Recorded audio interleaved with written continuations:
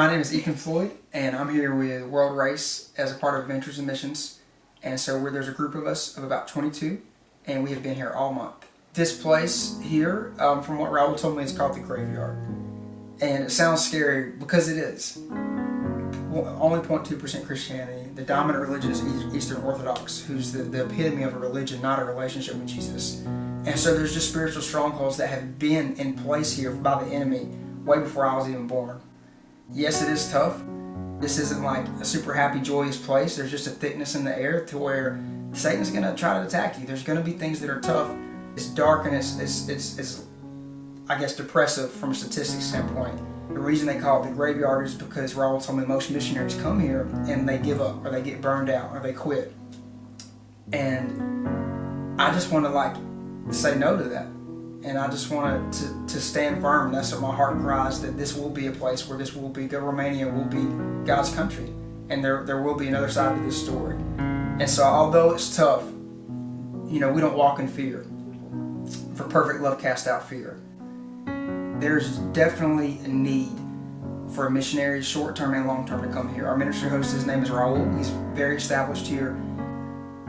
If you have the courage to say yes and God's calling you here, I know He'll bless your obedience, and I know He's going to use you in a mighty way, because the Lord's already moving here, but we get to be a part of it, and we get to see what's going on. It just tells my heart, man, this is right for revival. This is right for the Spirit of God to be poured out on this land, and for people to come to know Him. And as a former youth pastor, for this past year before I came on the World Race, I know looking for trips for a youth group, you want to make it impactful for the kids and students, but you want to make it feasible financially and to make sure it's safe.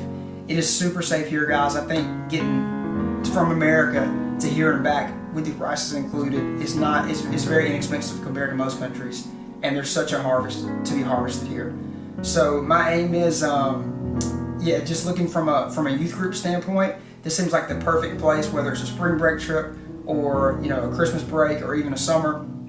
This is the perfect place to come in and get your feet dirty, so to speak, and really get hands on some ministry that is impacting lives. There's such a broad spectrum for any and every gift and anyone who comes to serve. They have street evangelism, house visits, women's ministries, even a ministry for the elderly focus, for widows.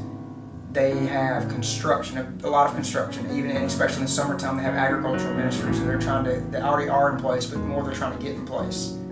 They have kids ministries, kids programs, after school programs, and also kids clubs where you put on skits, like a drama team could do, perform a story from the Bible and then have a short message or whatever tied to it. There's such a need here.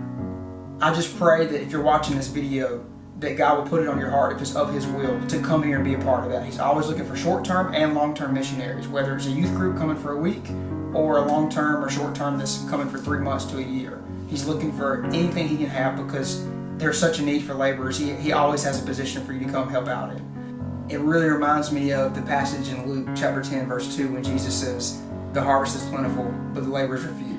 So praise the Lord to send more laborers." And so I just really want to communicate that this is such a right place for such a harvest. And it just excites me to see not only is there such a harvest here, but there's already something in place that's moving, and we can join with God and be a part of it.